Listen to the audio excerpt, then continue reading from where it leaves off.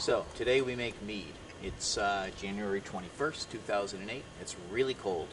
So what better day to make something like mead? Equipment of the trade. Got a couple of 6.5 gallon carboys. Have 2 packets of Cote de Blanc wine yeast, dry yeast. Have some super ferment yeast nutrient. 2 gallons of honey, a couple of bubblers, some sanitizing solution, and assorted tools of the trade. And let's get started. Alright, time to wake up the yeast. We have a little bit of boiled and cooled water. We have our 2 yeast packets.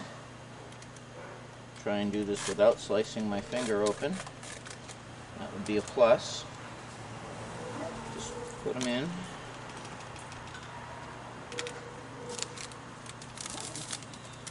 The other one.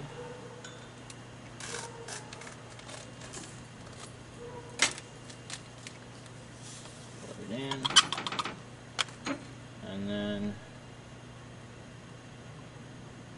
we'll get this inside where the water isn't going to freeze, because the yeast aren't going to wake up if it's too cold.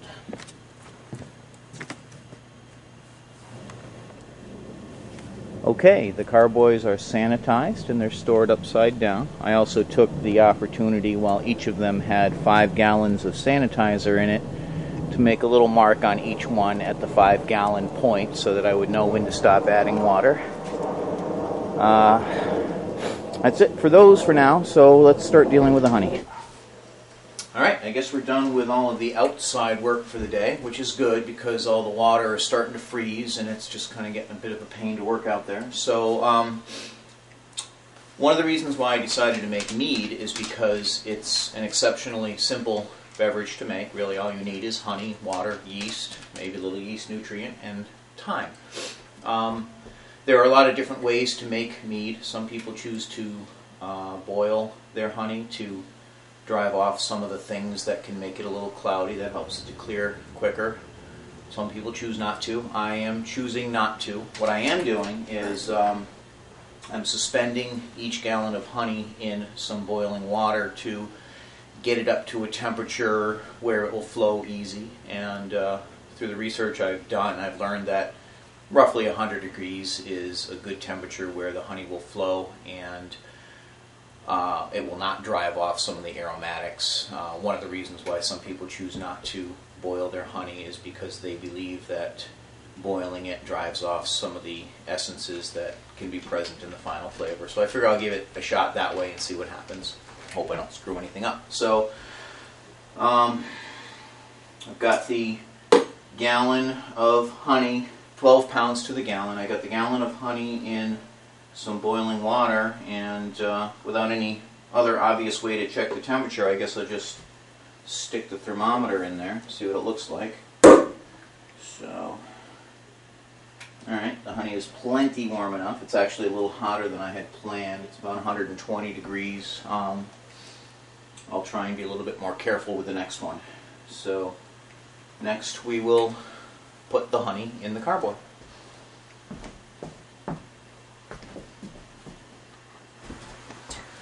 Okay, I have the next gallon of honey warming up. I have the previous gallon of honey opened and ready to pour. It's very important to note that because it's so cold out, because the carboy itself got very cold, I actually put 2 gallons of also cold water into the carboy before adding the honey, because the heat that the honey would add to just the carboy probably would crack it, and these things aren't cheap, so you don't want to break them if you don't have to. So here goes the messy part. Let's see if I can do this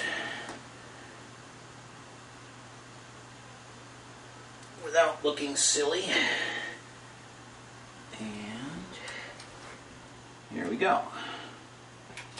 Okay, that didn't work.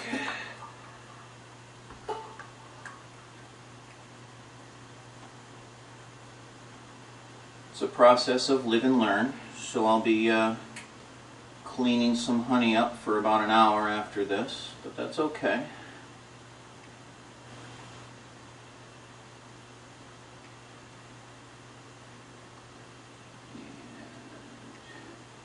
Looks like the honey's a little thicker on the bottom. I don't know what that really means. I don't understand the language of honey.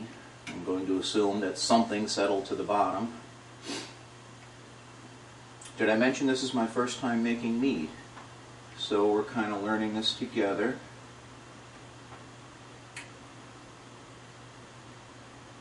I haven't quite figured out how I'm going to get all the residue out. Maybe I'll throw some water in it. And it's flowing pretty slow right now, so I'll just kind of heat it up again.